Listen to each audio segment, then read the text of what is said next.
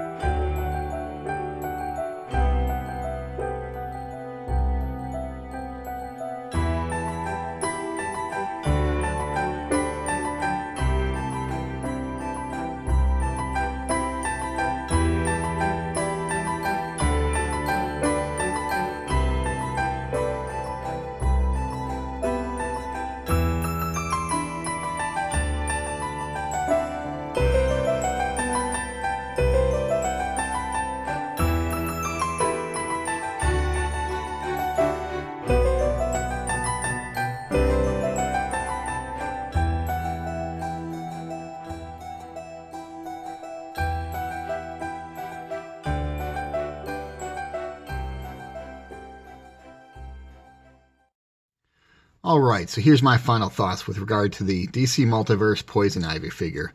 Overall, I like this figure very much. It's a very classic interpretation of this character, and the details are pretty good. I mean, they're somewhat lacking with the monotone of the crossbow.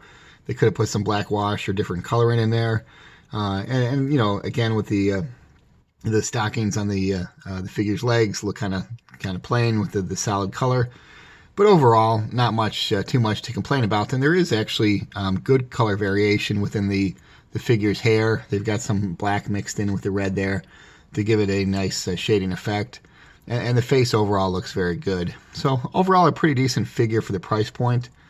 I would note that the coils of the Ivy on the arms and the legs, first of all, if you had very small children, that could be some form of choking hazard. And more likely just something that's going to get lost, or perhaps the tension on those coils will wear out over time. And as it is, I haven't had this figure out of the box too long, but they do have a tendency to want to drop down with gravity. So I'm constantly having to readjust them if you're moving the figure around, even just for some simple posing for photographs, etc. But all that said, what I really like is typically with action figures, you'll see a million variations of Batman or Superman or whoever the main character is, and it's very rare that you get the rogues gallery and the villains.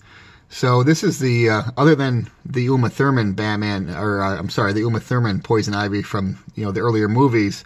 This is my first actual classic Poison Ivy figure, and to that extent, I'm actually very grateful to have it.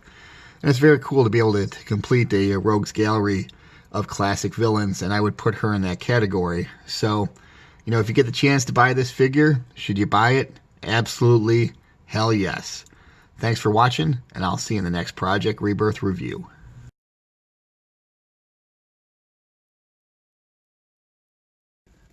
Welcome back to another Project